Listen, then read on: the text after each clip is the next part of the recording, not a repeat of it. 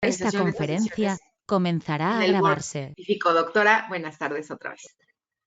Hola Miriam, gracias, buenas tardes. Gracias doctor por aceptar nuestra invitación y por participar con nosotros. Estamos muy contentos que estés acá.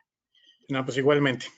Les presento al doctor Luis Eduardo Madrazo Figueroa, médico cirujano, egresado de la Universidad Anáhuac, especialista en medicina de la actividad física y deportiva por la Dirección de Investigación y Medicina del Deporte UNAM, especialidad en medicina estética, longevidad y antienvejecimiento por el Instituto de Estudios Superiores en Medicina, maestría en cirugía estética por el Instituto de Estudios Superiores en Medicina, maestría en nutrición clínica por la Universidad del Valle de México, experiencia clínica en nutrición bariátrica y dieta cetogénica, experiencia clínica en entrenamiento deportivo y certificado en el manejo de dieta cetogénica. Es también académico en la Universidad IMCA, carrera de Ciencias Aplicadas al Deporte. Doctor, qué gusto. ¿Qué tal? Bienvenido, adelante. Gracias. Ok, pues buenas tardes, buenas noches. Pues el día de hoy vamos a hablar un poquito acerca de el ejercicio y la sarcopenia.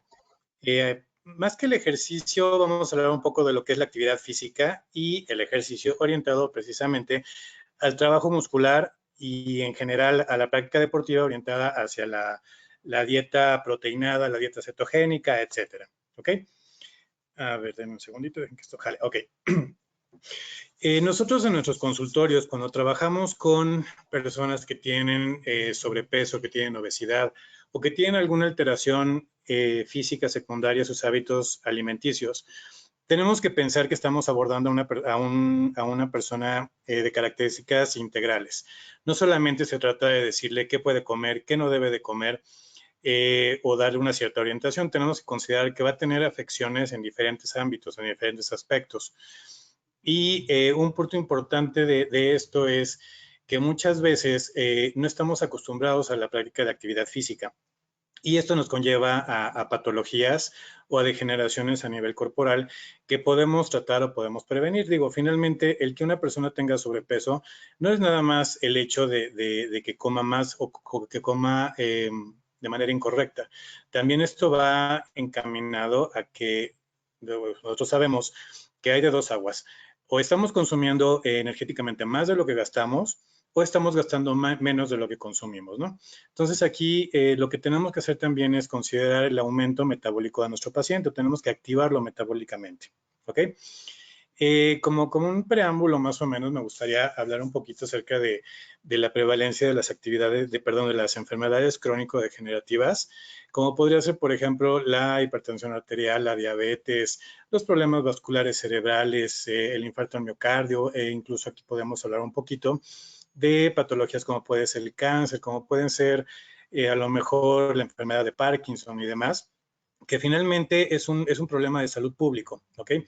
Aquí estamos hablando de que en algunos países de Centro y Sudamérica, estas patologías nos ocupan el 47.3% de las muertes y el 38.4% de estas patologías las encontramos alrededor de los 50, 60 años de edad, ¿ok? Son enfermedades que principalmente nos van a causar incapacidad en los adultos, pero bueno, también tenemos que considerar que existen adolescentes o jóvenes que ya las empiezan a padecer, ¿no? Esto, bueno, a consecuencia de los hábitos que hemos ido adquiriendo y en estos hábitos entra no solamente la alimentación, entra también la práctica de actividad física y esto nos condiciona más o menos el 50% de las pensiones o de la invalidez a largo plazo, ¿ok?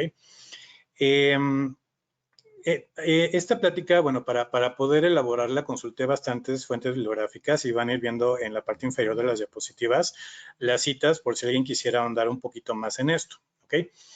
En los últimos años hemos notado la prevalencia de algunos problemas y revisando algunos estudios, he encontrado estudios en los cuales se relaciona las alteraciones en la longevidad, en los problemas de envejecimiento prematuro o en aquellas patologías que van relacionadas con un problema de inflamación crónica y de envejecimiento prematuro y que va muy de la mano con la alimentación, pero también con la disminución en la realización de actividad física.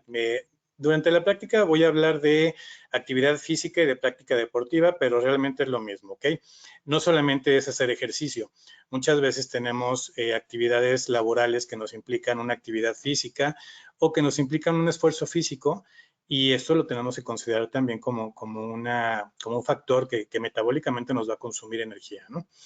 En este caso, bueno, un estudio que fue realizado por los doctores Sundquist, son hermanos, de hecho ellos dos, realizaron una investigación, un seguimiento en el que después de 12 años, observando a una población de alrededor de 3.206 hombres y mujeres mayores de 65 años o alrededor de los 65 años, a estas personas se les sometió a una actividad física, y en ellos esa actividad física no era con carreras, sino con trote, es decir, actividad aeróbica, actividad cardiopulmonar.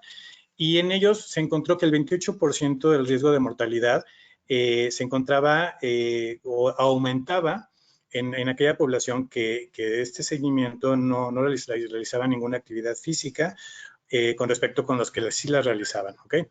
Resulta también que el riesgo de muerte aumentaba en un 40% si se comparaba al grupo de sedentarios con el grupo de las personas que realizaban una actividad física de manera frecuente, y esto era más de 1 o 2 veces a la semana.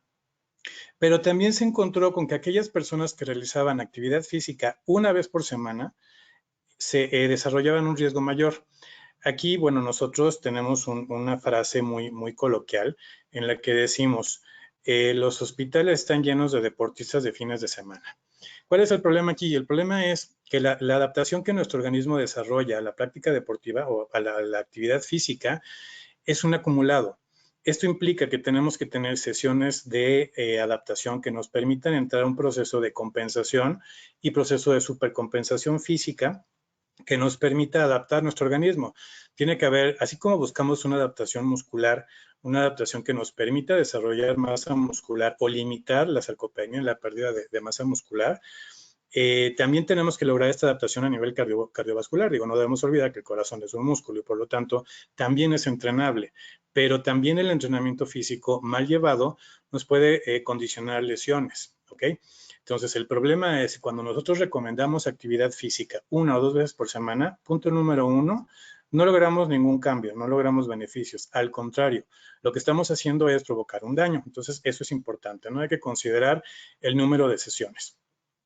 También, por ejemplo, en algunas patologías a nivel del sistema nervioso, como por ejemplo podría ser el Parkinson, se ha encontrado que se logra afectar la capacidad física del individuo cuando no realiza una actividad física de manera programada y rutinaria.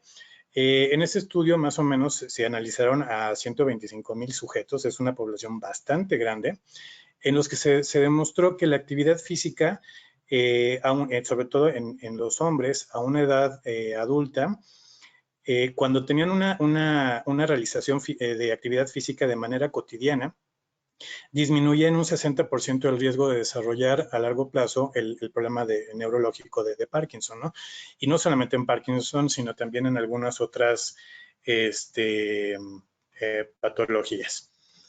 Y eso estamos hablando de que la actividad física tenía que ser realizada por un periodo mayor a 10 años. Estamos hablando de un acondicionamiento físico, podríamos mencionarlo como crónico, ¿no?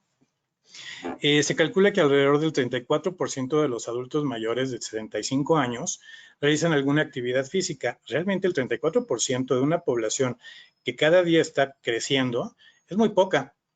Y también podemos considerar que la población entre los 30 y los 60 años anda en 35 y el 40% de personas que realizan alguna actividad física. Esto realmente es menor a la mitad de la población y la verdad es que sí es de preocupar. Digo, si nosotros sabemos que las personas normalmente tienen malos hábitos alimenticios, ahora pensemos en cuanto a actividad física.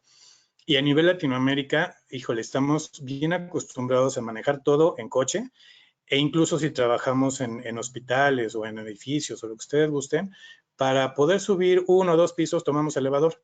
Esto implica que no nada más no hacemos actividad física de manera programada, sino que en nuestra actividad cotidiana buscamos la manera más sencilla de suavizarnos la fatiga, y eso pues no es lo más conveniente, ¿ok?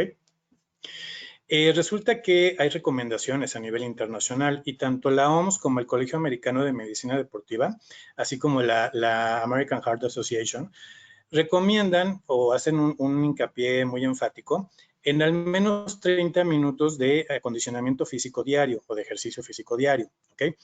Y estamos hablando de que por lo menos se tiene que realizar 5 días a la semana, de preferencia tiene que ser diario, ¿ok? Ojo, esto no significa que tenga que salir la persona a correr todos los días 30 minutos, sino que tenemos que buscar alguna actividad física que nos permita modificar la frecuencia cardíaca y el esfuerzo físico a nivel muscular para poder hacer este trabajo de reto físico, ¿ok?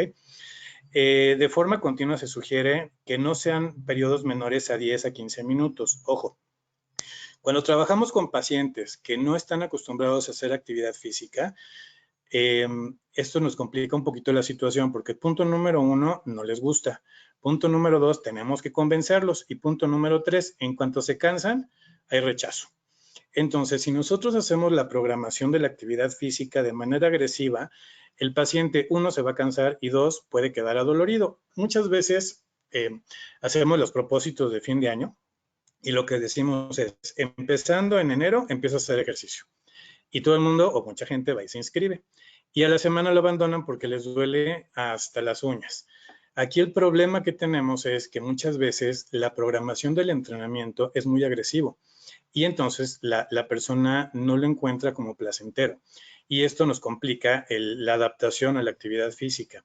Ahora pensemos en una persona que además tiene sobrepeso, que además con cualquier actividad física se sofoca, que además aumenta la frecuencia cardíaca y que se siente mal.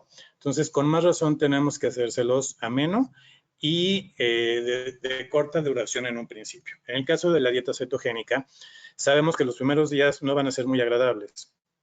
Si a esto le agregamos actividad física, nos complica todo, sí. Pero yo personalmente, cuando tengo una persona bajo régimen de cetogénica, le comienzo a programar actividad física si ya la realizaba antes, más o menos al 5.º día. Si no lo realizaba, puede esperarme una semana, no va a haber ningún problema. Y después lo empiezo a medir de manera progresiva o lo empiezo a programar poco a poco para que vaya modificando su aceptación hacia la actividad física, ¿ok? Algo que podemos hacer es hacer un entrenamiento intervalado. ¿Qué significa esto? No decirle me vas a tener que hacer, no sé, caminata, natación o lo que sea, 45 minutos. Podemos dividir esta programación del entrenamiento en periodos de 10 a 15 minutos y darle periodos de reposo. Finalmente, lo que estamos haciendo es hacer una introducción de la actividad física, ¿ok? Es parecido a lo que hacemos cuando aplicamos, por ejemplo, plantillas o alguna órtesis o prótesis. Lo que hacemos es ir programando al paciente para que se adapte a este aditamento. Igual va a ser con la actividad física, es hacer una dosificación y una receta prácticamente como cualquier medicamento para que la persona lo pueda tolerar, ¿ok? En este caso, lo que vamos a lograr es hacer un control de como una especie de rehabilitación para las enfermedades crónico-degenerativas, ¿no? Vamos a tener varios efectos en esta actividad física sobre la salud de nuestro paciente o sobre su metabolismo y sobre su organismo. Yo ahora estoy dividiendo aquí en antropométricas, físicas y psicosociales y cognitivas. En el caso de las antropométricas, obviamente sabemos que va a haber un control y disminución en el porcentaje de masa grasa.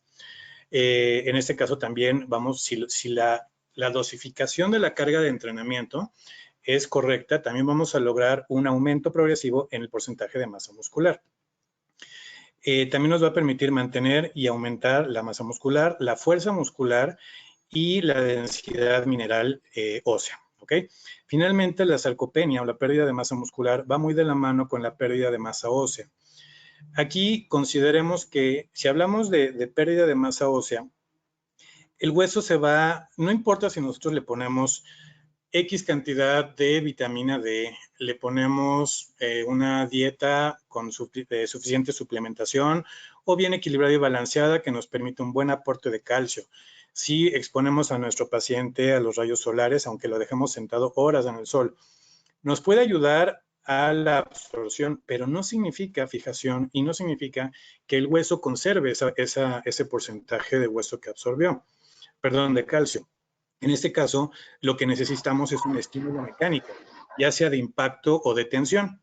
Cuando hacemos nosotros desplazamiento, hacemos impacto caminando, trotando o lo que ustedes gusten, estos impactos van a tener un cambio en la carga eléctrica de la superficie del hueso y por lo tanto, así como los electrones y todos los iones tienen una carga eléctrica, esto nos permite la absorción y ayuda a la fijación. Bueno, aquí entra también la atracción que los músculos, a través de los tendones, puedan hacer de los sitios de fijación sobre este esqueleto, ¿ok? De tal manera que tenemos dos puntos, el impacto y vibración y la tensión y tracción que puedan desarrollar los músculos sobre ese tejido óseo. Y obviamente, si nosotros estamos activando los músculos, este trabajo para mantener nuestra masa muscular también nos va a asegurar que estemos dando un estímulo mecánico suficiente sobre la matriz ósea. Y también nos va a ayudar a mejorar el tema de la flexoelasticidad. Aquí me gustaría mencionar que cuando hablamos de entrenamiento físico tenemos algo que se llaman capacidades biomotoras. Estas son capacidades puras y capacidades mixtas. Dentro de las puras tenemos lo que es la fuerza, tenemos lo que es la velocidad, lo que es la resistencia. Y en la resistencia podemos hablar de la capacidad cardiopulmonar, ¿ok? Y tenemos una que es mixta, que depende de una velocidad, depende de una resistencia y de una fuerza. Y es la capacidad flexoelástica de los tejidos, la capacidad de deformar un tejido y que este vuelva a su forma original, así como de que podamos cubrir los rangos completos de movimiento de las articulaciones. Y aparte tenemos otras capacidades como podría ser el equilibrio, la propiocepción y etcétera. Todos estos son estimulables a través del acondicionamiento físico o del estímulo físico que ponemos a nuestros entrenos, pacientes o como lo queramos llamar, ¿ok? Como cambios fisiológicos vamos a tener un aumento en el volumen sanguíneo circulante por mejora de las capacidades distributivas, con aumento en la resistencia física, más o menos entre un 10 y un 30% de mejoría dependiendo del grado de actividad física que vayamos aplicando. Y eso también nos va a dar una mejoría a nivel de los volúmenes y capacidades pulmonares. Claro, esto nos está hablando de un entrenamiento, de una capacitación física acumulada. Esto implica sesiones repetitivas, ¿ok? También vamos a lograr la disminución de la frecuencia cardíaca, tanto en reposo como en el entrenamiento submáximo. Ojo, tenemos entrenamiento maximal y entrenamiento submaximal. Esto va a ir en función de, digamos, el reto físico que le ponemos al cuerpo de la persona. Hablando en cuanto a resistencia o en cuanto a fuerzas que le podamos poner. Pesos, ligas, lo que ustedes gusten. Así como el entrenamiento de capacidad aeróbica. No es lo mismo caminata durante 15 a 20 minutos que trote durante 45 minutos o a lo mejor carreras de velocidad o cualquier tipo de estímulo que le pongamos, ¿no? Así como una respuesta presora correcta. Sabemos que las respuestas presoras pueden ser hipertensivas, pueden ser hipotensivas, etcétera. Y lo que buscamos durante la actividad física es que con una buena capacitación hayan estos manejos adecuados de la presión que nos permita disminuir la resistencia vascular periférica, etcétera. ¿Ok? De igual manera nos va a permitir esta actividad física lograr una mejoría en los niveles del colesterol, tanto HDL como LDL, así como disminuir los niveles de triglicéridos, los niveles de glucosa en sangre y lograr un buen control de la diabetes, por ejemplo, ¿no? De cualquier enfermedad crónico-degenerativa. También nos va a permitir hacer modificaciones a nivel del sistema inmunológico y esto significa que nos va a permitir disminuir el riesgo tanto de contracción de algunas enfermedades, digamos a expensas de virus, hongos, parásitos, así como de patologías que sean reguladas por nuestro sistema inmunológico, como puede ser el cáncer. De las que son beneficiadas con la actividad física en cuanto a cáncer, hablamos del cáncer de colon, cáncer de mama y el cervicouterino, ¿ok? De igual manera, logramos una reducción de marcadores de inflamación. Y, ojo, aquí las corrientes más novedosas pues nos están hablando de que el envejecimiento a nivel tisular y a nivel celular van de la mano con la inflamación.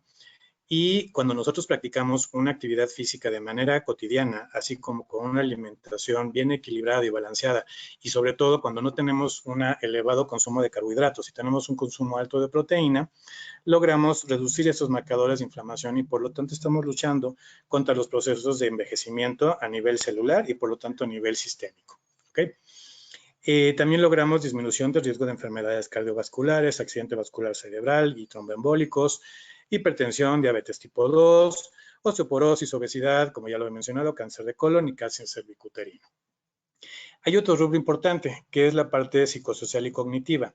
Aquí tenemos una mejora en el autoconcepto, en la autoestima, la imagen corporal, el estado anímico, la tensión muscular y el insomnio. Prácticamente yo empecé a manejar nutrición más o menos por ahí de 1976. Y hasta la fecha, lo que yo he visto cuando tenemos pacientes con sobrepeso es que a veces nos olvidamos de sus características psicológicas. Y algo que nos mete el pie es el esquema corporal. Muchas veces las personas llevan mucho tiempo con ese sobrepeso y están acostumbrados a tener un desplazamiento espacial, así como un reconocimiento, un autorreconocimiento de su cuerpo. Yo lo he visto con pacientes que a lo mejor en cetosis los bajamos de manera acelerada, 30, 40, 50 kilos, y llega un momento en que ellos mismos, por encuesta que yo les hago durante todo el desarrollo de su tratamiento, me dicen es que no me reconozco, me veo en el espejo y no soy yo. Y pacientes que en algún momento han recuperado peso y los he entrevistado me dicen es que yo me veía en el espejo y no era yo, no era feliz. A pesar de lo que me puedas decir con las ganancias que tuve, no era feliz. Ok, aquí el punto es que no estamos trabajando en ese esquema corporal. ¿Y cuál es la mejor manera de lograr modificar esa percepción de mi esquema corporal? La actividad física. Porque finalmente con el entrenamiento de propiocepción, el entrenamiento dirigido con ciertas actividades físicas, nos obligan a percibir el espacio de manera distinta a como lo hacíamos antes. Y entonces vamos formando a través de la propiocepción, de centros de percepción sensorial, como pueden ser, por ejemplo, los órganos neurotendinosos de Golgi, nos permite reestructurar esa representación cerebral que tenemos de nuestro propio cuerpo, de tal manera que logramos readaptar también esa percepción. Muchas veces cuando subimos, y lo podemos constatar nosotros mismos, 3, 4 kilos, podemos decir es que algo me estorba, es que cuando estoy manejando en el coche me siento diferente. Sí, porque precisamente estamos afectando esa percepción que tenemos de nuestra propia distribución y movimiento a nivel espacial. Lo mismo pasa con esos pacientes.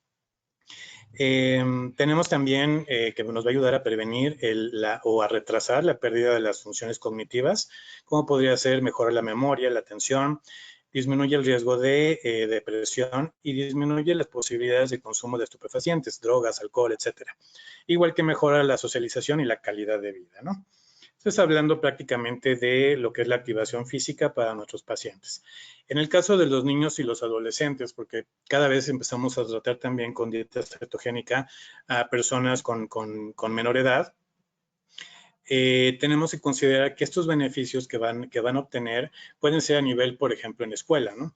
Nos va a mejorar el aumento, nos va a mejorar el desempeño académico, la responsabilidad nos va a reducir alteraciones de comportamiento agresivas, como finalmente estamos haciendo trabajos en los que la persona tiene que tener un compromiso en cuanto a rutinas, modificación de patrones, esto nos va a ayudar también para lograr un mejor desempeño a nivel educacional, ¿no? También, bueno, como nos mejora las relaciones interpersonales, va a haber mejoría a nivel de relaciones entre familia, padres, hermanos, amistades y demás, y disminuye el ausentismo en las escuelas. Aquí tenemos que una de las relaciones más interesantes que se ha encontrado entre la actividad física y la longevidad o el prevenir el envejecimiento, y como parte de la prevención del envejecimiento, tengo que mencionar la sarcopenia, el trabajo sobre la sarcopenia, porque esto nos refleja bastante el grado que puede tener de deterioro corporal en una persona. Se ha logrado a través de ciertos estudios en los que hemos logrado detectar que hay una reducción en el tamaño de los telómeros como parte de las reacciones y procesos de inflamación. Y cuando nosotros suplementamos, y aquí voy a mencionarlo como casi como si fuera una receta de tratamiento, actividad física sobre nuestros pacientes, logramos disminuir el daño sobre los telómeros. De hecho, logramos disminuir la reducción de logramos disminuir este proceso de reducción de telómeros. En este caso, le estoy presentando un estudio en el que se examinaron los efectos del ejercicio a nivel biológico con medición de telómeros a nivel vascular. Esto es con muestras que se tomaron por punciones en aorta y en diferentes vasos sanguíneos a nivel del endotelio, y se logró encontrar lo siguiente.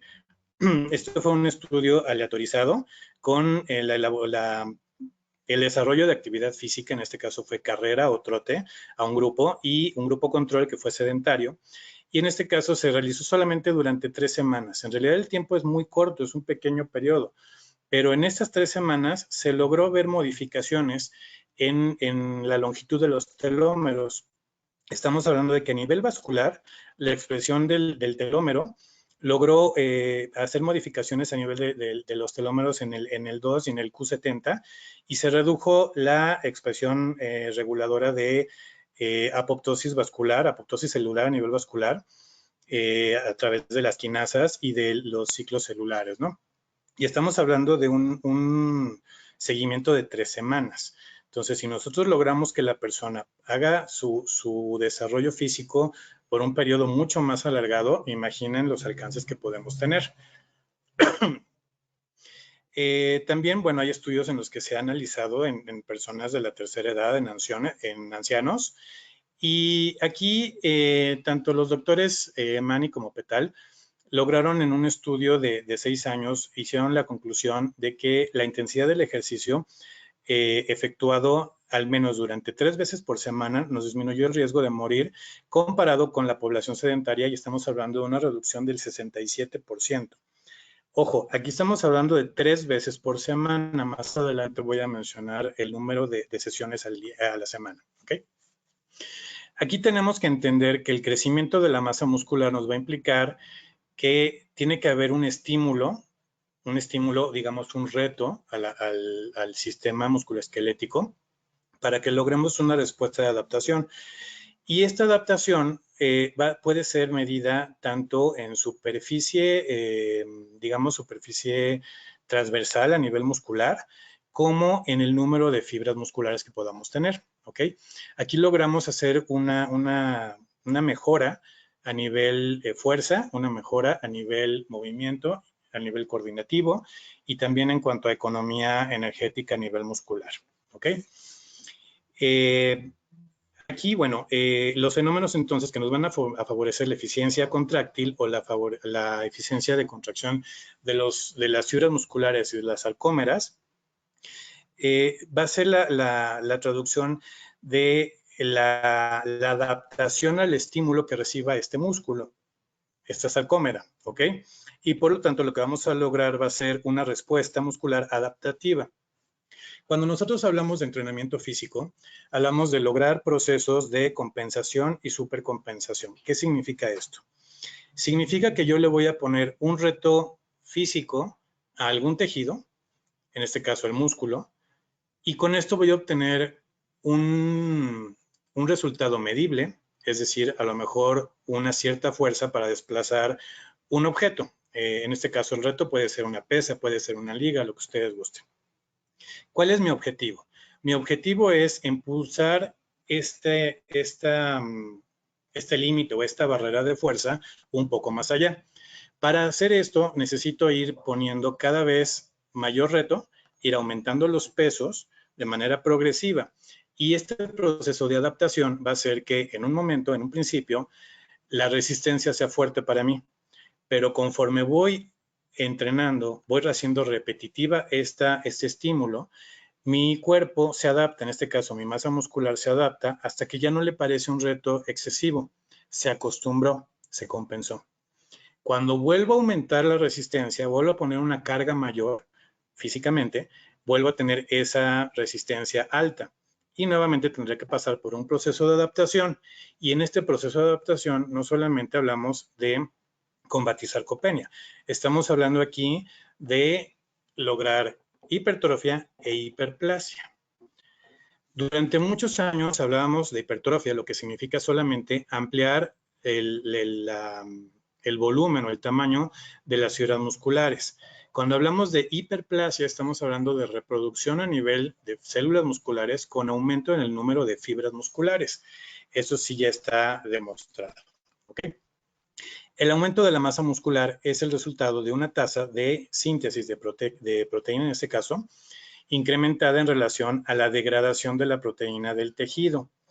Finalmente, cuando nosotros hacemos actividad física, cuando hacemos ejercicio, vamos a provocarle un daño a la masa muscular. Sí, efectivamente, estamos buscando romper esas cadenas de proteínas, pero sin dañar a la célula, de tal manera que esta célula tenga que reconstituir su citoesqueleto, sus cadenas de actina y de miosina y todas las proteínas involucradas en el movimiento de contracción y relajación, para que haya un proceso de vuelta, digamos, a la normalidad. Si yo continúo con ese estímulo y continúo degradando la proteína periódicamente y la célula continúa reconstruyéndose periódicamente, llegará un momento en que, como una medida de protección, tendrá que reforzar el grosor de sus cadenas de proteína. Con eso logramos aumentar el número de proteína, el tamaño o grosor de la cadena de proteína y, por lo tanto, en el acumulado de muchas, logramos un aumento en el grosor de la masa muscular. Estamos aumentando el volumen, ¿ok? Y la degradación proteica en el músculo es la consecuencia del trabajo muscular y la resistencia de lo degradado depende linealmente, de manera directamente, de que lo que se esté aportando de nutrientes para dicho anabolismo debe superar al catabolismo. Cuando nosotros hacemos una activación física o le ponemos una exigencia al músculo, va a tener que consumir energía, va a tener que degradar su proteína, lo tendrá que compensar. Si nosotros mantenemos el cálculo proteico solamente para poder reemplazar lo que fue dañado, nunca vamos a lograr un aumento. ¿Qué significa? Que tenemos que aumentar el aporte proteico para que, junto con el aumento en la exigencia física, el músculo se ve en la necesidad de aumentar su volumen. ¿Ok? En el caso de la hipertrofia muscular, va a ser necesario entonces que la calidad del estímulo neurológico sobre el músculo de tipo hipertrófico va a estar vinculado a las unidades motoras reclutadas y principalmente estamos hablando aquí de las fibras rápidas de tipo 2. Ojo, cuando nosotros hacemos una activación a nivel muscular, no activamos el 100% de las fibras musculares, vamos a activar un cierto porcentaje. Dentro de la práctica deportiva o del entrenamiento deportivo, del entrenamiento físico, a veces se habla de un parámetro que muchos consideran como el 1RM, significa una repetición máxima. En realidad es una ejecución máxima. Lo que vamos a hacer es ponerle un estímulo mecánico al músculo, pongamos que sea el bíceps, hacer una flexión venciendo un peso, una mancuerna, una polea, no sé, de lo que se trate. Y la idea es el máximo peso que pueda mover esta persona en ese momento y que no sea capaz de lograr hacer otra ejecución más. Eso significa el 100% de la fuerza de ese músculo. Y ahí estamos hablando de que para hacer ese movimiento tuvo que reclutar prácticamente el 100% de sus fibras musculares. Bueno, cuando nosotros hacemos entrenamiento, no debemos trabajar al 100% porque vamos a lograr una fatiga y un desgaste a nivel muscular. Normalmente se hace un reclutamiento del 60% de las fibras, de tal manera que cuando nosotros hacemos la programación de las rutinas, la programación del número de las secuencias, vamos a decir, el número de ejecuciones por serie, el número de series que le vamos a poner, y como serie a lo mejor me refiero a hacer, por decir un número, trabajar flexiones de brazo, activando al bíceps. Le vamos a poner a hacer 8 repeticiones y le vamos a poner a hacer 3 series de 8 repeticiones, ¿ok? Aquí ya estamos hablando de número de ejecuciones, número de repeticiones, número de series con periodos de descanso entre ellas, y por lo tanto estamos haciendo un reclutamiento de fibras musculares con cansancio de estas fibras. Obviamente llegará un punto en que las primeras que fueron activadas se van a fatigar y entonces a nivel neurológico se va a dar una distribución de fibras activando las que aún no han consumido sus reservas energéticas. Esto es importante cuando hacemos la dosificación de cargas de entrenamiento para nuestros deportistas o nuestros pacientes, que en este caso se encuentran llevando un proceso de nutrición X, ¿ok? Las características que vamos a encontrar a nivel de las estructuras, a nivel de las miofibrillas, es decir, ya hablando a nivel de la célula, vamos a tener diferentes proteínas que se van a desplazar entre ellas para lograr esta concentración. Entre ellas ya sabemos que tenemos a la actina y tenemos a la miosina. Justamente la miosina es uno de estos dos tipos de proteína que podemos encontrar con dos isoformas, de hecho son tres isoformas. Estas cadenas proteicas, no sé si puedan ver mi cursor, pero aquí tenemos una miosina. Esta va a tener, yo la describo como si fuera una especie de palo de golf trenzada, y podemos encontrar cadenas de proteína en su cuerpo o en su cuello, y tenemos, por ejemplo, cadenas de miosina de contracción lenta, tenemos cadenas de miosina de contracción rápida y cadenas de miosina de contracción intermedia. Cuando hablamos de las fibras musculares, tenemos fibras musculares de contracción rápida, fibras musculares de contracción lenta y fibras de contracción mixta. Esto va en función de la cantidad de subunidades que tenga la miosina, ya sea de contracción rápida o de contracción lenta, ¿ok? Cuando hablamos de un aumento en el número de fibras de contracción de una u otra, no es que una fibra que ya desde un principio se podía contraer a nivel rápido o una que se podía contraer de manera lenta, se vaya a modificar, el número va a permanecer. Pero las mixtas sí pueden modificarse de tal manera que una mixta se puede, digamos, subespecializar en la contracción rápida o subespecializar en la contracción lenta. ¿Qué importancia tiene esto? Las fibras de contracción lenta son más delgadas. Las fibras de contracción, perdón, son más gruesas. Las fibras de contracción rápida son más delgadas. Y claro, las fibras de contracción lenta pueden mantener la tensión muscular durante más tiempo. Su movimiento es lento, pero mantienen la fuerza durante más tiempo. Las de contracción rápida son más delgadas, pero no pueden mantener la tensión durante mucho tiempo. Si lo que estamos buscando es aumentar la masa muscular, lo que tenemos que aumentar entonces es las fibras mixtas, transformarlas a fibras de contracción lenta para poder aumentar la superficie transversal de la masa muscular. ¿Ok? La fuerza y la velocidad de contracción de un músculo van a estar determinadas por la abundancia relativa más o menos de las miofibrillas que expresan las isoformas que estábamos mencionando ahorita, y por lo tanto el estímulo dependerá de las motoneuronas que logren hacer el reclutamiento de estas fibras musculares. Esto se tiene que entrenar. Eso significa que con la repetición de los ejercicios, la repetición del entrenamiento, logramos también una adaptación a nivel neurológico para hacer el reclutamiento de las fibras musculares. Por esto es que para poder lograr combatir la sarcopenia, no nada más nos basta con hacer activación. Tenemos que hacerla de manera periódica para que el estímulo sea recurrente y por lo tanto sea eficaz. ¿Ok? En cuanto al movimiento de las masas musculares, el estímulo puede ser de dos características, bueno, tiene características especiales, pero puede ser tanto centrípeto como centrífugo. Cuando nosotros hacemos un movimiento con una contracción muscular y desplazamiento articular, por ejemplo, en este caso tenemos aquí al bíceps, vamos a tener un aumento del tono muscular, un acortamiento entre el origen y la inserción de la masa muscular, y por lo tanto hay una flexión del brazo, hay una contracción y una aproximación de los segmentos articulares.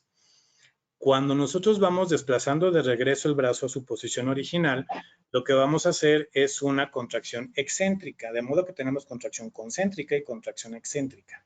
Esto es importante, porque cuando nosotros buscamos aumentar la masa muscular, aumentar la superficie transversal del músculo, lo que tenemos que hacer es fomentar la contracción concéntrica. Pero si lo que buscamos es aumentar la fuerza, muchas veces no logramos hacer la flexión porque el peso es mucho. Ok, entonces lo que tenemos que hacer es ayudar a nuestro paciente, o que el paciente lo haga, hacer la flexión y después que de manera controlada vaya dejando caer el brazo poco a poco. Llegará un momento en el que lo pueda controlar Y una vez que detiene ese desplazamiento de manera negativa, tendrá la fuerza para poder hacerlo de manera concéntrica. Estos son pequeños truquitos que nos permiten ir ganando fuerza de manera progresiva. Supongamos que tengo una mujer quieren, no sé, 50 años de edad, 48 años, que está en un proceso de control de peso, que está en una dieta cetogénica, que no se está perdiendo masa muscular porque además está perdiendo masa grasa, etcétera, porque nunca ha hecho activación física. En cuanto le ponga yo una resistencia, le van a temblar todo, hasta las amalgamas. La paciente va a tener un rechazo hacia este ejercicio, porque no puede vencer las resistencias. Pero si le voy ayudando y le doy estos pequeños tips, al principio se le va a hacer muy sencillo, pero se va a motivar. Y poco a poco va a poder ir aumentando las resistencias y ella misma va a empezar a ver una mejor tonificación y por lo tanto también lo va a continuar haciendo y va a tener una ganancia de masa muscular. ¿Ok? Resulta que estudiando el metabolismo proteico en el ser humano, encontramos que la síntesis de proteína se incrementa incluso hasta 48 horas después de una sesión de entrenamiento. ¿Ok? Esto es importante. ¿Por qué? Porque me está hablando más o menos del tiempo que tengo o que puedo yo darme el lujo de no hacer ejercicio para quedar tablas, no para ganar, ¿ok?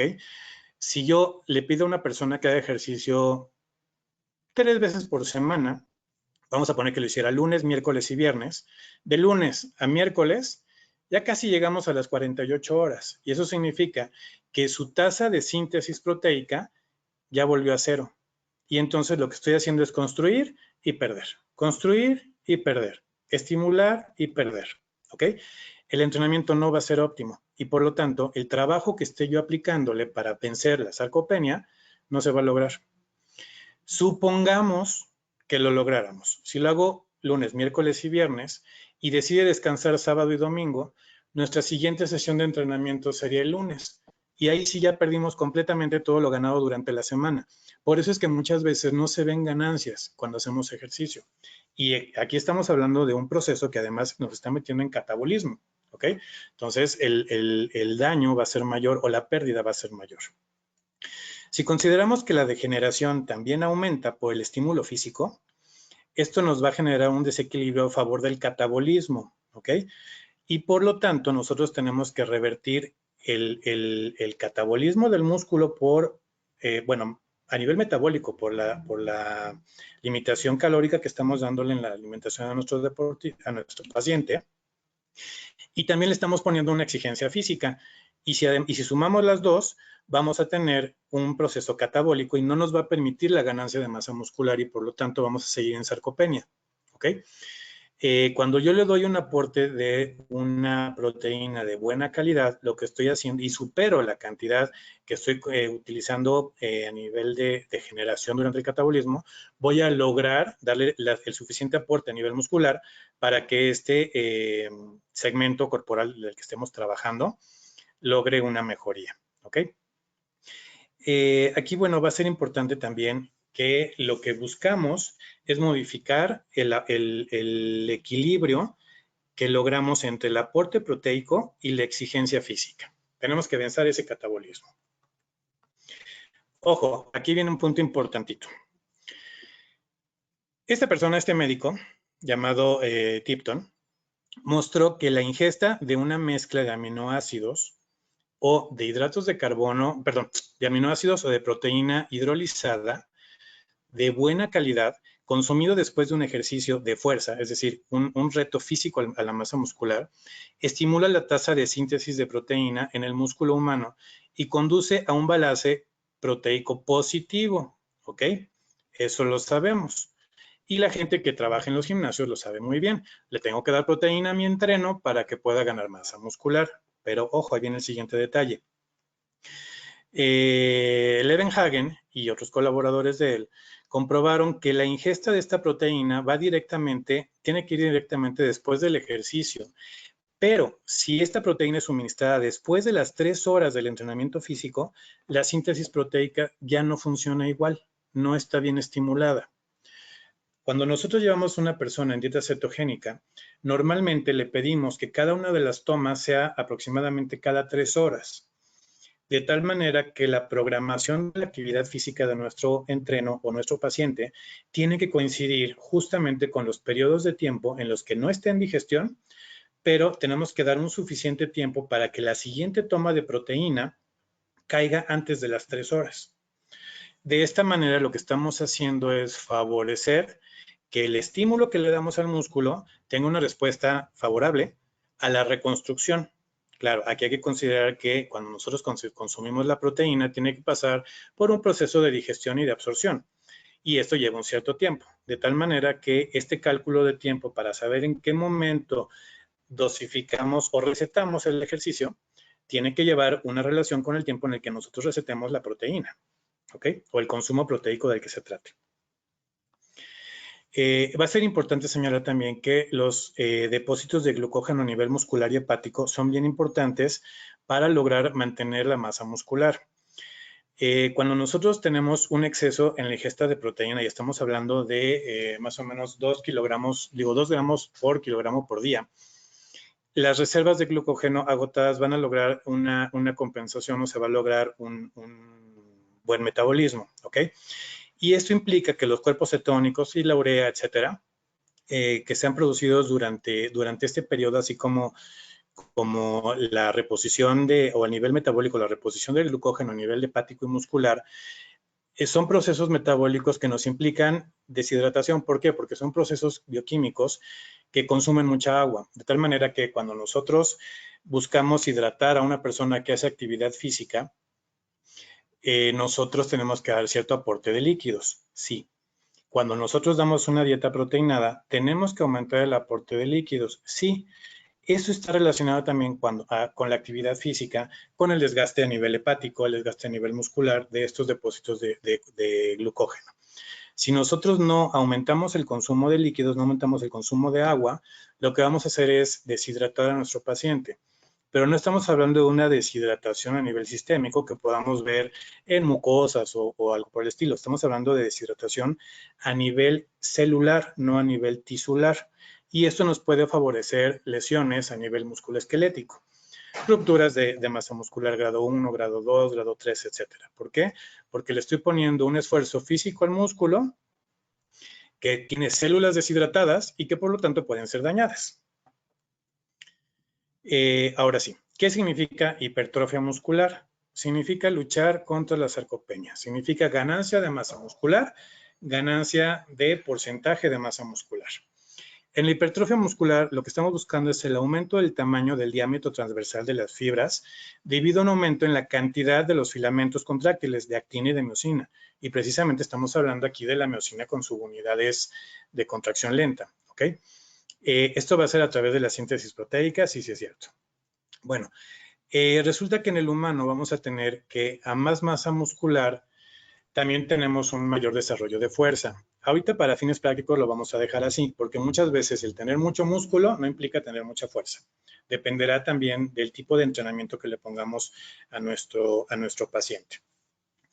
El chiste es que la síntesis de nueva proteína se va a generar como una consecuencia al aumento metabólico, anabólico y a nivel hormonal del músculo. Eso significa una respuesta al estrés metabólico a nivel celular. Y lo que estamos haciendo es un daño muscular como consecuencia del ejercicio. Y por estrés mecánico, este daño muscular va a tener que ser reparado posteriormente. ¿Ok?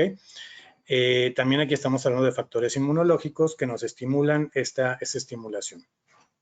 Vamos a encontrar 3 procesos o 3 pasos que son importantes para esta hipertrofia de masa muscular o para esta lucha en contra de la sarcopenia. Tenemos el trabajo de mecanotransducción, tenemos señalización y modificación hormonal y rompimiento de fibras musculares y después vendrá la síntesis de proteínas. En cuanto a la mecanotransducción y la síntesis de proteína, tenemos que el ejercicio con una sobrecarga, es decir, una exigencia mayor a la que normalmente le pondríamos a una persona en su vida cotidiana, lo que vamos a lograr es estímulo de las fibras musculares, vamos a desencadenar una serie de reacciones bioquímicas que van a culminar con el proceso de hipertrofia de la masa muscular, la recuperación de las fibras, ¿ok? Esta señal nos va a llegar a través del estímulo neurológico, a través de las placas neuromotoras, para lograr un estímulo de contracción, de activación a nivel fibras y por lo tanto desplazamientos en la sarcómera. Aquí es importante considerar el tipo de anclaje que tienen las proteínas a nivel de la sarcómera, porque el tipo de anclaje que podemos tener en los discos Z de la sarcómera va a depender de la unión entre proteínas de una sarcómera con la sarcómera siguiente.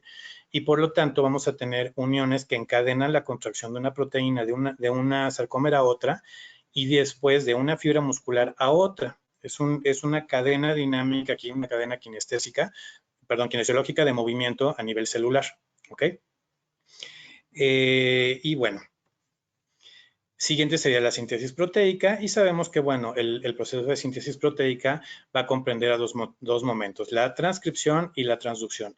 Esto va a depender del ADN y del RNA, tanto el RNA mensajero que va a tener que copiar la cadena que corresponda a la proteína que vaya a ser sintetizada a expensas del ADN nuclear. Después de esto se va a dar esta copia con la transcripción.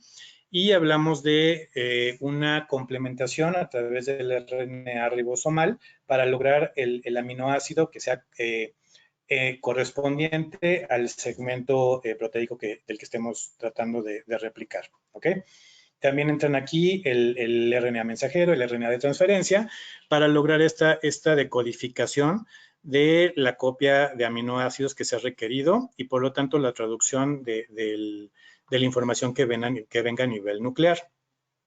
¿Por qué hago yo esta mención del nivel nuclear?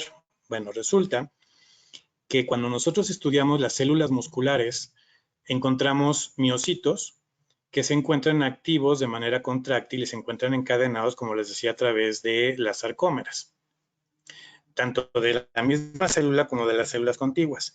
Pero también encontramos algunos miocitos que son, digamos, satelitales, que no se encuentran anclados, y estos son clave importante. Ahorita vemos por qué. Resulta que para que nosotros podamos tener una buena síntesis proteica, necesitamos información, una buena cantidad de información. Por lo tanto, en tanto mayor número de núcleos tenga una célula muscular, tenemos mayor acceso a esta información y por lo tanto la replicación proteica puede ser óptima o puede ser más rápida. ¿Por qué? Porque tenemos mayor cantidad de núcleos. ¿Ok? Estos miocitos que podemos encontrar como células satélites, ahorita les voy a poner una imagen de esto, van a entrar en un proceso de diferenciación y de reincorporación o de incorporación hacia una célula que sí se encuentra ya anclada. Estamos hablando de células musculares que hacen una conexión entre ellas y este anclaje nos permite hacer como una especie de sinsitio. Parecido a lo que tenemos con los macrófagos, cuando tenemos glóbulos blancos que se van a empezar a agrupar para formar una célula mayor, tenemos ya ahora varias células unidas que fusionan su membrana y su citoplasma, pero también fusionan sus organelos, ¿ok? En el caso de la masa muscular, tenemos fibras musculares que van a absorber a estos miocitos satelitales, van a formar ahora parte de su citoplasma porque van a incorporar todos sus organelos y entre ellos va el núcleo. Y por lo tanto ahora tenemos una célula de mayor tamaño con mayor número de núcleos que nos permite una replicación proteica mucho más rápida. ¿Ok? Esto que están aquí viendo, esta es una fibra muscular, aquí tenemos las sarcómeras y demás. Y esto que ven aquí son los núcleos de la célula. Estos son los miocitos que no se han diferenciado. Y estos son incorporados a la célula muscular y por lo tanto este núcleo que viene con información genética para la replicación proteica se incorpora a la siguiente célula y aumentamos el número de núcleos celulares para poder tener un trabajo óptimo. ¿Ok? Esto es como importante para lograr una buena replicación proteica metabólicamente a nivel de la célula muscular. ¿Okay? Y bueno, obviamente vamos relacionados con los anclajes de los discos Z entre sarcómera y sarcómera. Con esta no me voy a detener muchísimo, nada más es el mencionarles la ubicación de los núcleos y que en este caso es importante porque los encontramos dentro del músculo esquelético a nivel periférico. ¿Por qué? Porque finalmente Como la contracción y relajación de la fibra muscular implicaría disminuir los espacios entre cada una de estas fibras, si los núcleos estuvieran centrales, los romperíamos y por lo tanto no habría toda esta información para la replicación de las cadenas proteicas. Y si además consideramos que estas células periféricas están siendo incorporadas, pues obviamente los núcleos van a quedar superficiales, cercanos a la membrana. Ahora sí, ¿qué recomendaciones podemos hacer con respecto a la actividad física? Bueno, aquí el Centro para el Control y Prevención de las Enfermedades, que tenemos como parte del Colegio Americano de Medicina del Deporte y la Asociación Americana del Corazón, recomienda la práctica de actividad física asociada a la salud pública y enfatiza los siguientes aspectos. ¿Ok? 1. Actividades aeróbicas. Eso nos queda ya claro. Ya sabemos que tenemos que poner a hacer a nuestro paciente actividad aeróbica, porque además de que nos aumenta el metabolismo, nos aumenta el consumo de grasa por aumento de consumo energético. Y aquí tenemos dos opciones. Podemos tener una intensidad moderada o podemos tener una intensidad mayor. ¿Ok? Con respecto a la intensidad moderada, estamos hablando, si lo midiéramos con una escala del 1 al 10, semejante a la escala de dolor, más o menos manejamos un estímulo que el paciente tiene que referir como entre 5 y 6. Ahí le pedimos al paciente que haga una actividad física que puede ser a lo mejor natación, puede ser caminata, puede ser un trote ligero, puede ser la utilización de a lo mejor, no sé, escaladora, lo que tenga el paciente a su disposición. Y le pedimos que nos haga una calificación. Si tú me tuvieras que decir entre no siento ningún estímulo o estoy ligerito, feliz, a gusto, o por favor párenle, no puedo más, me estoy muriendo, a que el paciente lo refiera entre 5 y 6, ¿ok? Y esto se tiene que hacer un promedio de 30 minutos, 5 a 7 días a la semana, ¿ok?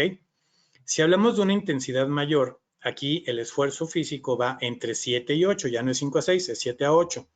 En caso de que la intensidad mayor, le podemos permitir al paciente que se haga durante 20 minutos al día, 3 veces por semana. Sinceramente, esta opción a mí no me encanta. ¿Por qué? Pues porque lo que estamos buscando es que el estímulo sea frecuente. Entonces, la forma más fácil de lograr una adaptación es hacerlo, o crear un hábito, es hacerlo repetitivo durante la semana, ¿ok? Y hacer esto varias semanas. Sabemos también que la actividad física puede ser de alto o bajo impacto, esto es si lo hacemos en diferentes superficies, puede ser sobre madera, puede ser sobre concreto, sobre tartán, sobre lo que sea. Pero cuando tratamos con pacientes que tienen un peso elevado, que tiene un alto porcentaje de masa grasa, que tiene un bajo porcentaje de masa muscular, lo ideal sería que lo trabajáramos sin impacto y que lo trabajáramos en agua. Nada más que el problema es que aquí no tenemos muchas veces, o los pacientes no tienen acceso tan fácilmente a una alberca. Pero en caso de que tenga un sobrepeso importante o tenga problemas de artrosis, artritis o degeneración articular, sí es conveniente mandarlos a trabajo en agua. ¿Ok? Nuevamente, la Asociación Americana de Medicina del Deporte recomienda, en caso de realizar actividades de intensidad moderada, una duración de 30 a 60 minutos. Esto dependerá de las características de cada persona, de cada paciente. Pero tenemos la opción de hacer un entrenamiento intervalado, hacer intervalos. ¿Qué significa esto? Ponerle un estímulo a nuestro paciente de 10 minutos y después darle un periodo de reposo, que si no lo vamos a poner como reposo, o sea, no significa que lo sentemos o lo acostemos, significa que podemos bajar el estímulo, decirle a la persona, ok, me vas a caminar a paso fuerte, a paso firme, durante 10 minutos. Y a los 10 minutos puedes bajar la velocidad de la zancada, la amplitud de la zancada y el ritmo de los pasos, como para que descanses un tiempo no mayor a 2 o 3 minutos. Y después volvemos a incrementar de tal manera que vamos haciendo una sumatoria. Cuando ya hablamos de un entrenamiento bien, con una buena periodización a largo plazo, esto no es muy conveniente cuando es alguien que ya practica actividad física, pero si apenas va comenzando, lo que estamos haciendo es dar estímulos, digamos, sencillos de seguir para que el paciente no rechace la actividad, no se sienta agredido y se puede ir adaptando de manera progresiva. Aquí lo que estamos buscando es hacer una sumatoria a la semana. Estamos hablando de tener entre 150 y 300 minutos a la semana de actividad física, ¿ok? Por eso es que lo vamos repartiendo en diferentes días. ¿De qué depende tener 150 o 300? Dependerá de la edad de la persona, dependerá de sus capacidades físicas. Tengo a lo mejor un paciente de 27, 28 años que a lo mejor tiene un sobrepeso, no sé, de 15 kilos, lo puedo llevar a 300 minutos. Tengo una paciente de unos 55 años con un sobrepeso de 30 kilos, obviamente no creo que me aguante los 150 minutos, pero la tengo que ir estimulando progresivamente hasta que lo logre. Y la idea es que así como va perdiendo peso, también vaya ganando minutos de entrenamiento diarios y en el acumulado semanal. La actividad física de alta intensidad o vigorosa, y aquí cuenta cuando ya se empiezan a meter a hacer clases de diferentes opciones, como puede ser Zumba, puede ser Tabata, puede ser entrenamiento funcional, el que guste la persona. La recomendación es de 20 a 30 minutos al día, con un total de 75 a 150 minutos por semana. Aquí hacemos la repartición dependiendo de la clase que quiera tomar nuestro paciente. Claro, lo importante es que no hay recetas. Lo que tenemos son pacientes y esto tiene que ser individualizado. Así como nosotros le estamos haciendo cálculos y a algunos pacientes les podemos dar 5, algunos hay que darles 6, algunos hay que darles 4 tomas en función de su peso, de su talla, de su edad, etcétera, así como de sus actividades.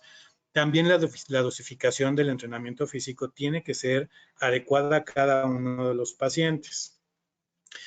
En cuanto a los ejercicios de resistencia, esto es importantísimo. Lo podemos manejar ya sea con mancuernas, con polainas, con ligas, con lo que ustedes gusten. Puede ser con botellas de agua, rellenas de agua, con botellas rellenas de arena, de lo que ustedes gusten. Pueden ser pelotas. No importa si es una pelota de Max Steel o de Barbie comprada en el súper, se pueden llenar con agua, se pueden llenar a lo mejor nada más con el puro aire y lo que vamos a buscar es la tensión física, comprimiendo la pelota o manteniéndola en una posición con los brazos cerca del torso, lejos del torso, como ustedes gusten. Lo que vamos a buscar son realizar sesiones de 1 a 3 que nos impliquen más o menos 8 a 12 repeticiones. Estamos hablando 8 a 12 repeticiones, 1 a 3 series, ¿ok?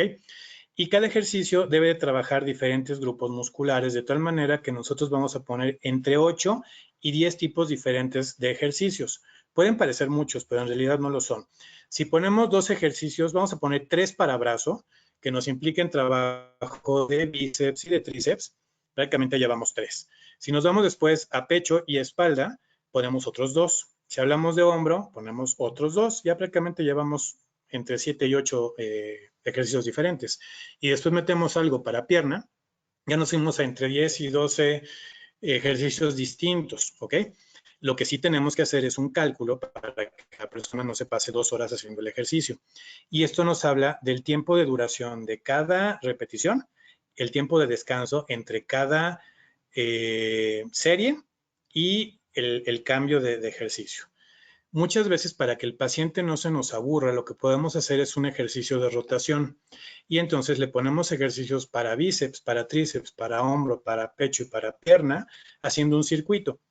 Y una vez que termine ese circuito, vuelve a empezar y nuevamente hacer los ejercicios para bíceps, tríceps, pecho, hombro, pierna y vuelve a comenzar. ¿Ok? Lo ideal es no hacer el desgaste físico, el agotamiento de grupos musculares, para que al hacer esta rotación la persona nos pueda aguantar más tiempo. ¿Ok? Algo importante, tenemos que trabajar también la flexibilidad.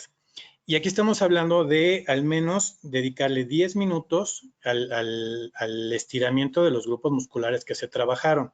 Para ganancia de rangos de movimiento, si queremos desarrollar más elasticidad y más flexibilidad, más flexoelasticidad, 10 minutos no nos sirven de nada.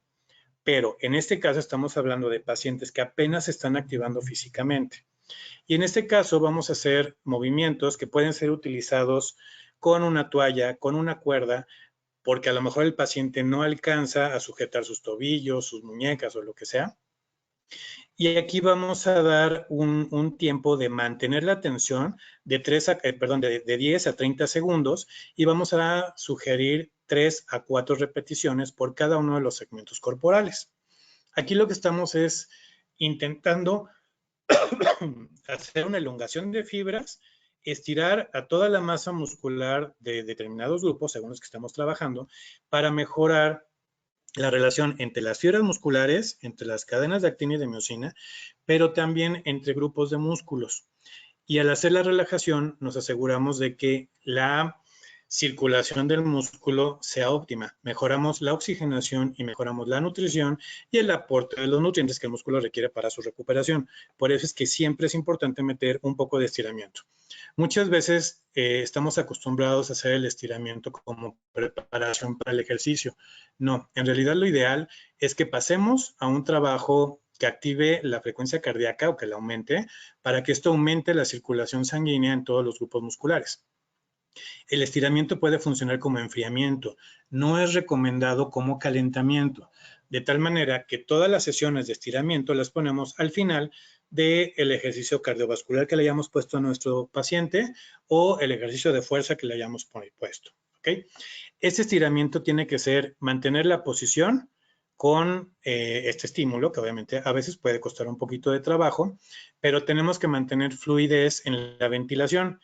Si el paciente no respira y atora, lo que está haciendo es bloquear todas las masas musculares y no va a lograr estirar estos grupos musculares.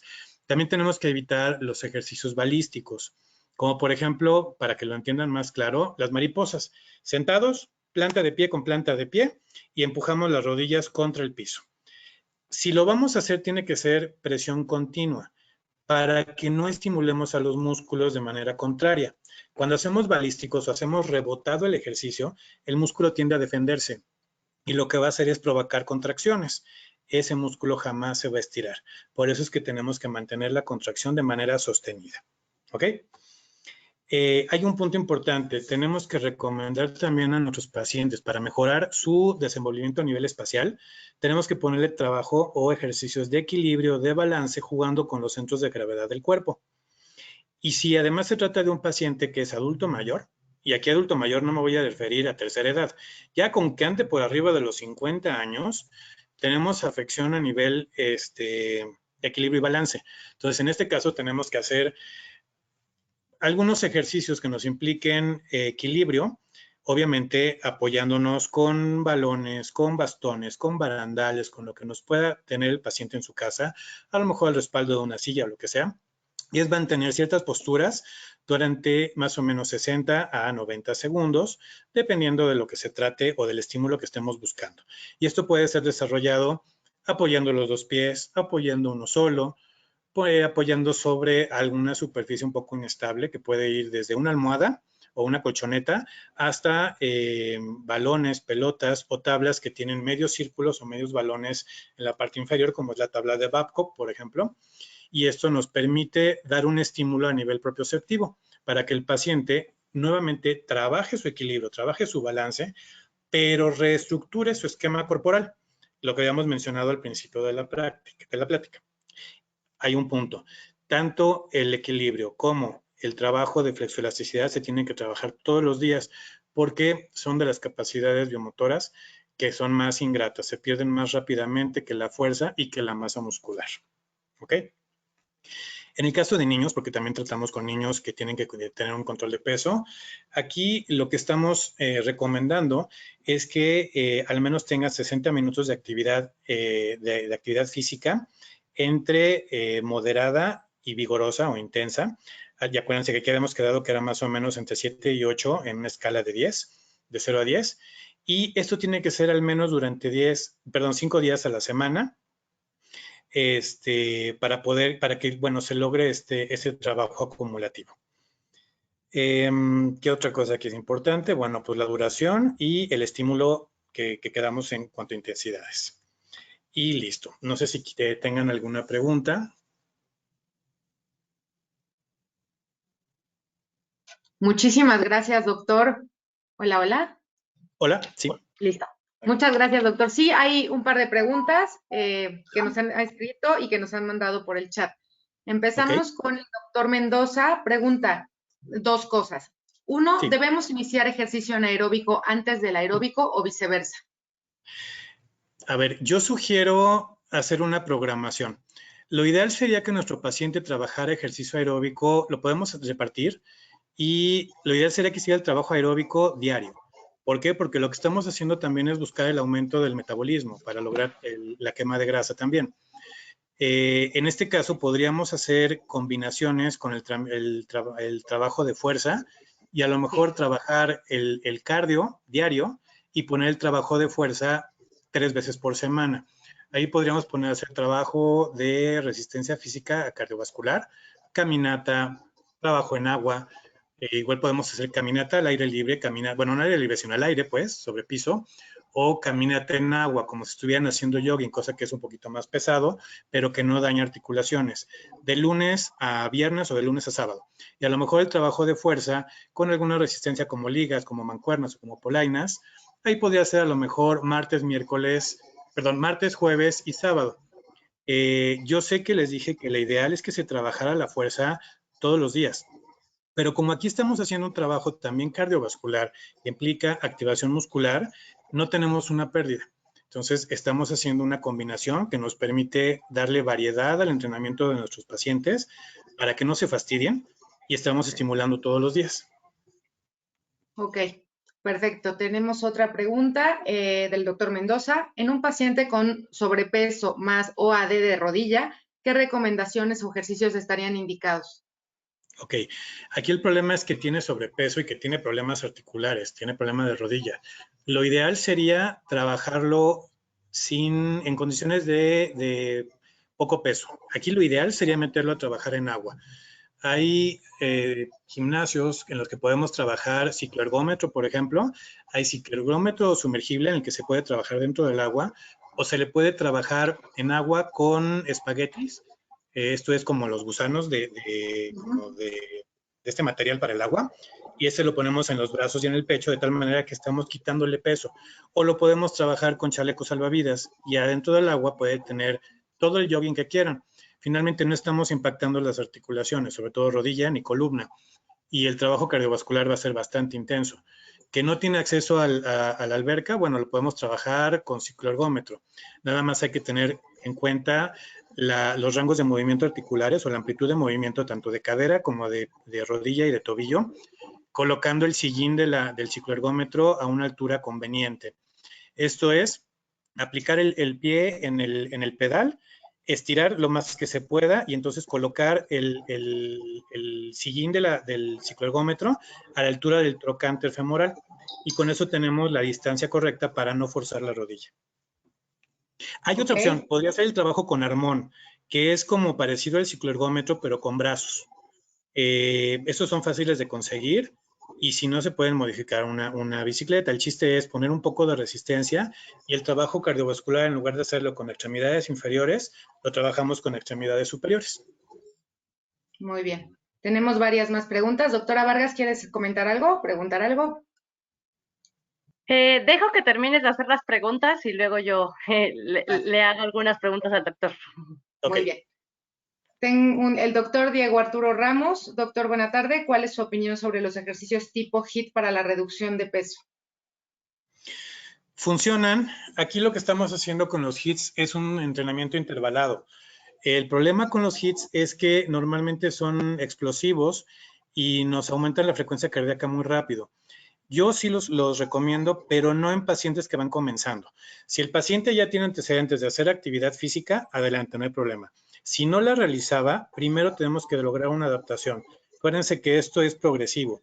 Entonces, si yo le voy a poner ejercicios explosivos, que además llevan un periodo de recuperación, lo ideal es primero hacer una adaptación física y después pasar a estos. Ok, perfecto. La doctora Jacaranda Salmerón. Sí, doctor, había escuchado de una combinación de ejercicio aeróbico más anaeróbico. Tenían mejores resultados que cada uno de ellos de manera aislada. Más exacto. Como un comentario. Saraí Ugalde, gracias, doctor. En el caso de pacientes con discapacidad invisible respiratoria, como en pacientes con hipertensión pulmonar, que ya presenten sarcopenia, ¿cuál sería la recomendación de actividad, duración y frecuencia? Ok, aquí depende del paciente, depende de sus características. Lo ideal es que tengamos una evaluación previa. Hay que hacer una espirometría para ver cómo están sus volúmenes. Y en base a eso tenemos un punto de inicio y tenemos comparación para ver qué ganancias vamos logrando. Primero tenemos que ver cuáles son sus reservas pulmonares, tenemos que ver qué tanto nos tolera y lo ideal sería que lo pudiéramos trabajar. Aquí realmente el trabajo con esos pacientes no es en casa. Lo ideal es que sea supervisado. Entonces, lo que podríamos hacer es primero tener la espirometría, ir haciendo el entrenamiento de manera progresiva, con estímulos ligeros, pero con apoyo de un oxímetro, porque con eso nos podemos dar cuenta de qué tanto nos está afectando el rendimiento físico y de qué tan agresivo está siendo la exigencia que le estamos teniendo al paciente. Sería excelente que lo pudiéramos medir con un oxímetro y con un pulsómetro para ver qué tan duro lo estamos estimulando. Muy bien. El doctor Diego Arturo, otra vez, me parece que es como parte de la primera pregunta que preguntaba sobre el HIT. Y si podrían ser de riesgo por el tema actual de COVID, por la inflamación que producen el cardio-HIT. Ok, aquí primero que nada no hay que olvidar que el COVID provoca inflamación a nivel generalizado, problemas, vamos, a nivel pulmonar, el problema no va a ser dentro de la célula, el problema estamos hablando aquí de todas las membranas, las mucosas, etcétera. Realmente una persona que tenga COVID no te va a aguantar el entrenamiento, nada más por el dolor físico, por el dolor articular y por la fiebre, no va a poder hacer ejercicio físico, ¿no? Tendría que no tener la infección o ya haber pasado un periodo de recuperación bastante largo. Entonces realmente pues no está como muy relacionado. Lo que sí es el riesgo de la adquisición de la infección del COVID. Aquí no está recomendado hacer ningún tipo de entrenamiento en lugares en los que pueda contaminarse. Muchas veces pensamos, bueno, es que es un parque, es que soy nada más yo o va una persona 20 metros adelante mío. Hay que tomar en cuenta la persistencia del virus al aire libre y que finalmente, bueno, pues sí puede ser contagiado, ¿no? Ok, pregunta Gabriel Espitia. Él es estudiante de Cultura Física. Su pregunta es ¿cuáles son los tipos de sarcopenia y a qué edad se presenta? Ok, la sarcopenia tiene diferentes características y tiene varias clasificaciones. Y además, en cuanto a la edad, tenemos gente con sarcopenia desde la adolescencia, hasta la infancia. Recordemos que aquí el problema es encaminado a la nutrición y a la exigencia física que tiene. Una persona que tiene una mala nutrición, que tiene un sedentarismo importante, obviamente va a tener sarcopenia a los 5 años, a los 15, a los 40 o a los 70. En realidad, tenemos que considerar las características de cada uno de los pacientes. Ok. La doctora Saraí, doctor, ejercicio de mediana a alta intensidad en paciente que está acostumbrada a realizarlo. Si el paciente va a iniciar cetosis, ¿puede seguirlo realizando con el ajuste proteico? Sí puede. Yo normalmente les pido que los primeros 4 o 5 días no lo hagan porque viene todo el proceso de adaptación metabólica y normalmente la reacción pues no es agradable y bueno, si el paciente presenta cefalea o cualquier otro malestar, no va a poder hacerme el entrenamiento. Finalmente ya está acostumbrado al entrenamiento físico. Entonces, si le doy un descanso de 5 días más o menos, no va a perder gran cosa. El chiste es ver cómo respondió a los primeros días del cambio metabólico y después empezar el estímulo con adaptaciones, obviamente. No creo que lo pueda hacer justo al mismo nivel que hacía antes, pero lo podemos ir midiendo poco a poco, digamos, los primeros 15 días. Si la persona me responde favorablemente, voy aumentando la intensidad. Si me dice no aguanto, entonces la disminuyo. Digo, hay que recordar que finalmente energéticamente se sienten muy bien, pero la duración de esta, digamos, chispa de ejercicio, de esta bienestar, es de corta duración. Entonces pueden sentirse Superman, o sea, pueden decir, tengo toda la energía para hacer cosas y ir, venir, hacer, subir, bajar, y a los 20 minutos completamente apagados. Entonces, sí, aquí sería importante ver la respuesta de la persona.